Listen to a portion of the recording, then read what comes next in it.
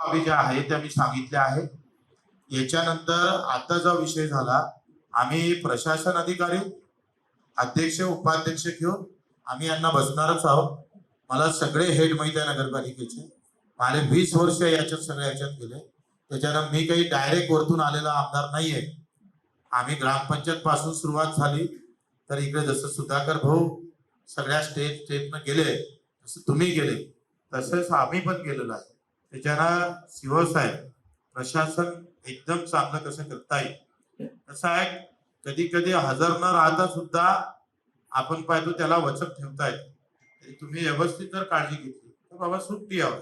सोमवार आपण दिला का नाही आणि एक मधातला एक दिवस घेतला तर हे 4 दिवस राहील. यांनी सगळ्यांना ते काम केलं.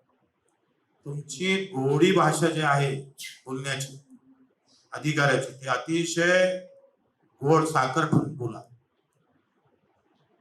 कधी कधी अर्धा प्रश्न तुमच्या बोलण्यानं वाढतं, अर्धा प्रश्न तुमच्या बोलण्यानं संपतं. व्यवस्थित जर समजून सांगितलं, सनद लिहा. आता घरकुलाचं जर तुम्ही स्टेप बाय स्टेप वर्गीकरण करून व्यवस्थित जर अहवाल तयार केला, व्यवस्थित फॉर्मॅट तयार केला तर काय होतंय लगेच तुम्हाला सांगता आलं पाहिजे. 3000 अतिक्रमण मध्ये आहे, 200चा प्रस्ताव पाठवला आहे, 350 पास केलेले आहे, उरलेला प्रस्ताव इतक्या दिवसात देणार. हे झालं मेरिट. तुम्ही तू मारायला लागले मग तुम्हाला एवढा मोठा पगार लोक देतो, त्यातला अर्धा वापस करत जा नगरपालिकेत, तिजोरीत ठेवत जा. असं का करायचं? उत्तर अधीक्षक व्यवस्थित आणि मजबूत त्याच्यावर अभ्यास करणं. काय जास्त वेळ आहे तुम्ही सांगा. तुमचा लोकां किती लोक तुमच्याकडे येते या महिन्यात तुम्ही नोंदी करून द्या. महिन्याभरात रजिस्टर ठेवा का नगरपालिकेमध्ये किती लोक कशासाठी आले, कुठल्या कामासाठी आले, रस्त्यासाठी किती आले, नालीसाठी किती आले, सगळी नोंद ठेवून आपल्या समोर आपण बसतो आणि त्याच्यावर आपला ऍक्शन प्लॅन करा.